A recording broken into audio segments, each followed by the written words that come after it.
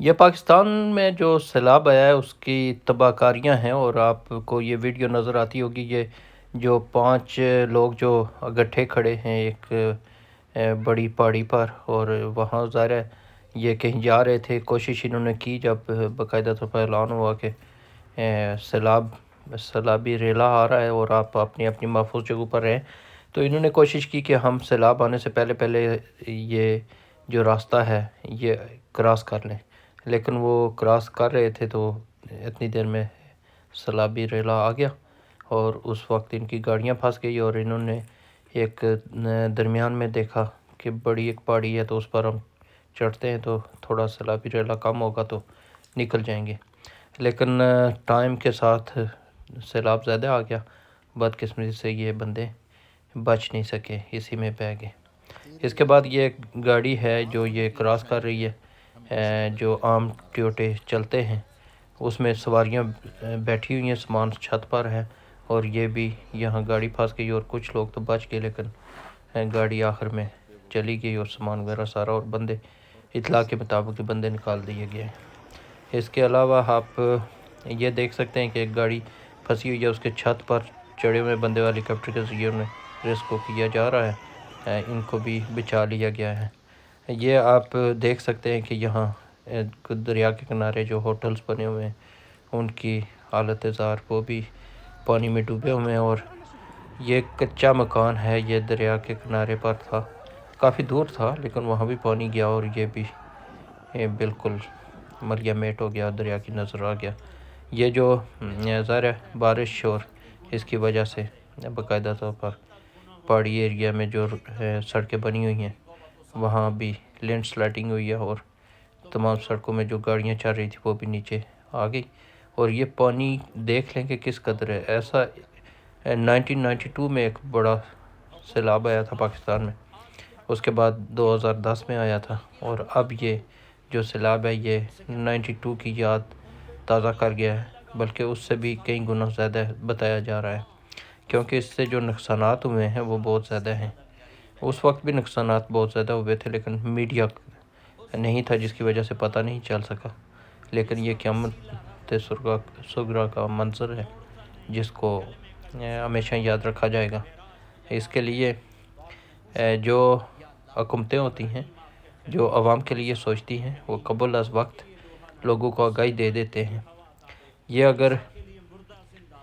جو ہوٹلز یا یہ چیزیں بنی ہوئی ہیں، جب انتظامیہ کو پتہ ہوتا ہے کہ کون سی جگہ پر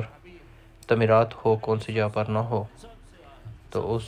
سلسلے میں جن لوگوں نے اجازت دی ہے اتنی اتنی بڑی بلڈنگز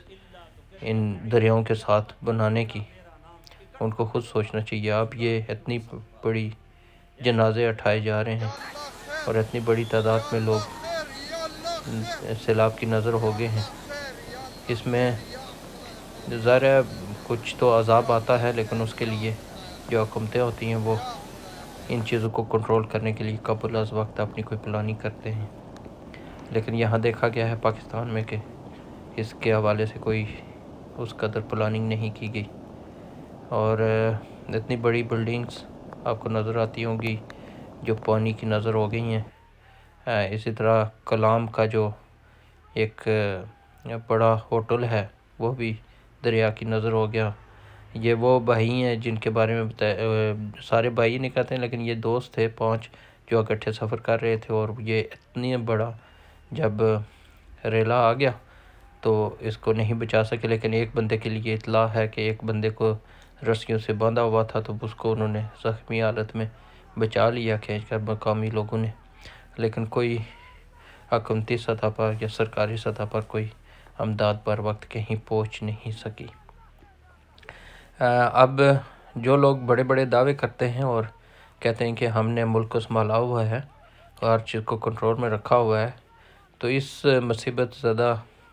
ایریاز میں ان کا کہیں کوئی ساری سہولیات بھی ان کے پاس ہیں لیکن کم ہی دیکھا گیا ہے، اور چلیں ایک مصیبت آتی ہے لیکن جن لوگوں کے پاس اختیارات ہوتے ہیں، فنڈز ہوتے ہیں، وہ اس کا استعمال کر سکتے ہیں۔ اگر کوئی بندہ کہیں پھنس جاتا ہے تو اسے نکالنے کے لیے فوری طور پر بندے کو پتہ ہونا چاہیے کہ یہاں دیکھیں برطانیہ میں ہم موجود ہیں، اور یہاں جب اس قسم کا مسئلہ کوئی آتا ہے تو سارے ایکٹیو ہوتے ہیں لوگ اور فوری طور پر کچھ رسک کر کے تو اپنے بندوق کی جانیں بچا دیتے ہیں، لیکن وہاں کوئی کسی کا مددگار نہیں ہے۔ اسی وجہ سے جب کوئی مصیبت آتی ہے تو ہمیشہ یہی آواز آتی ہے، یا اللہ خیر، اللہ تعالیٰ ہی بچا سکتا ہے، کوئی بندہ تو نہیں بچا سکتا۔ یہ ہمت ہے ان لوگوں کی جو اس طرح کے سسٹم کر کے رسیاں لگا کر ان میں سفر کر کے ایک جگہ سے دوسری جگہ جا کر بچوں کو بھی انہوں نے اس بندے نے بچایا، اور نیچے دیکھ لیں کہ بازار ہے اور بازار کے اندر اتنا پانی ہے کہ اتنی تیزی سے چل رہا ہے، پتہ چلتا ہے کہ یہ کوئی نہر چل رہی ہے۔ تو یہ دیکھ کر بڑا دکھ ہوا، اور